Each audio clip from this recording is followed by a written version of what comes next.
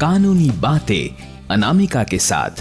अनामिका भारद्वाज, जो एक practising advocate है, हमें वाकिफ कराती है कानून के दांव पेचों से, जो हर आम आदमी को पता होनी चाहिए। लेकिन ज्यादातर लोगों को इस चीज के बारे में कोई आइडिया नहीं है। कई बार ऐसा होता है कि हम इस कश्मकश में पड़ जाते हैं कि कानून क्या है, हमारे हक क्या है। चलिए सुनते हैं ऐसे कई सारे सवालों के जवाब इस सोचकास्ट पर।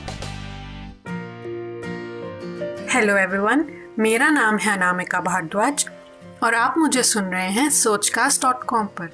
इस सोचकास्ट को शुरू करने से पहले मैं आपको अपने बारे में थोड़ी सी इन्फॉर्मेशन देना चाहूँगी। मैं पेशे से एक वकील हूँ। मैंने पिछले ही साल अपनी मास्टर्स ऑफ लॉ कंप्लीट की है और अब मैं कोर्ट्स में प्रैक्टिस करती हूँ।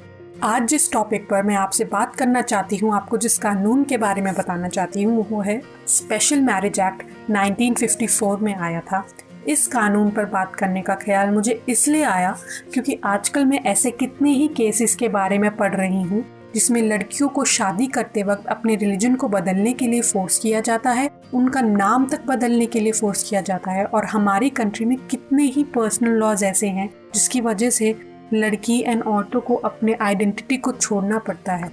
कितने केसेस मैंने ऐसे पढ़े हैं जिनमें लड़के जानबूझकर अपनी झूठी आइडेंटिटी, नाम और रिलीजन बताकर लड़कियों को फंसाने का काम करते हैं और शादी हो जाने के बाद लड़की को फोर्स किया जाता है कि वो अपना रिलीजन बदल दे। एक ऐसा ही केस जो अभी कुछ दिनों पहले मैं पढ़ रही थी, जिसमें एक लड़की जिसने अपने आप को यूपी में जिंदा जला दिया क्योंकि उसको कहीं से भी मदद नहीं मिली थी। उसके साथ भी कुछ ऐसा ही हुआ था। लड़के ने उसको अपनी झूठी आइडेंटिटी बताकर फंसाया। शादी हो जाने के बाद उसको रोज फोर्स किया कि वो अपना रिलीजन कन्वर्ट कर ले, अपना आइडेंटिटी छोड़ दे।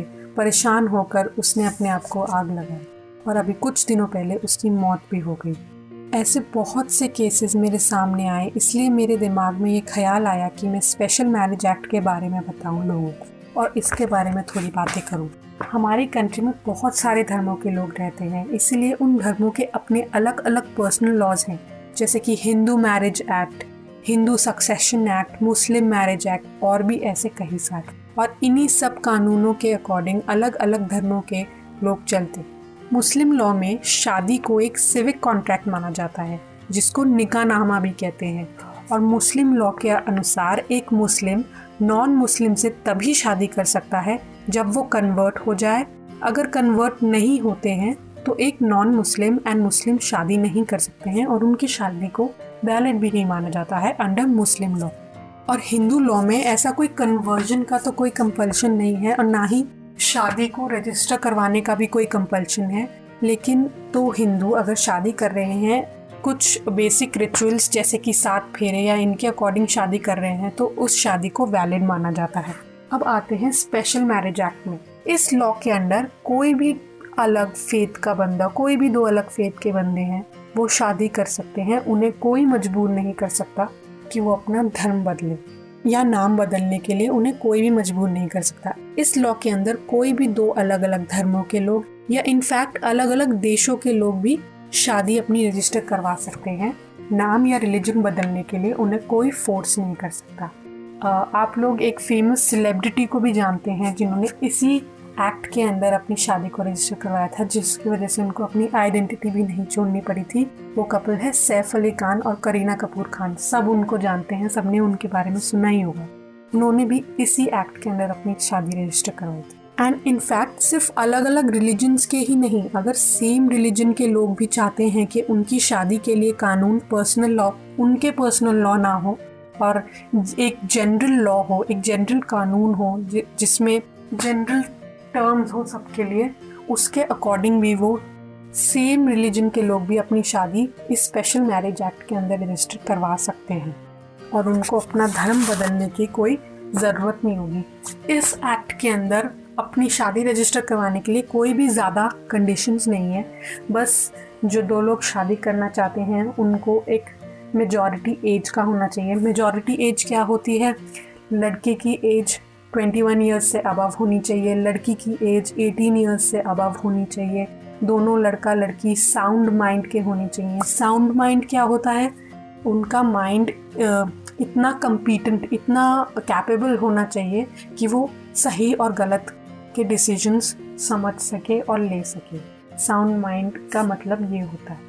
तो अगर वो साउंड माइंड में है, उनकी मेजॉरिटी एज है, मिनिमम एज 18 और 21 से ऊपर है, और वो कंसेंट देने के कम्पिटेंट इनफ हैं, मतलब कंसेंट देने के लायक हैं, तो वो शादी कर सकते हैं।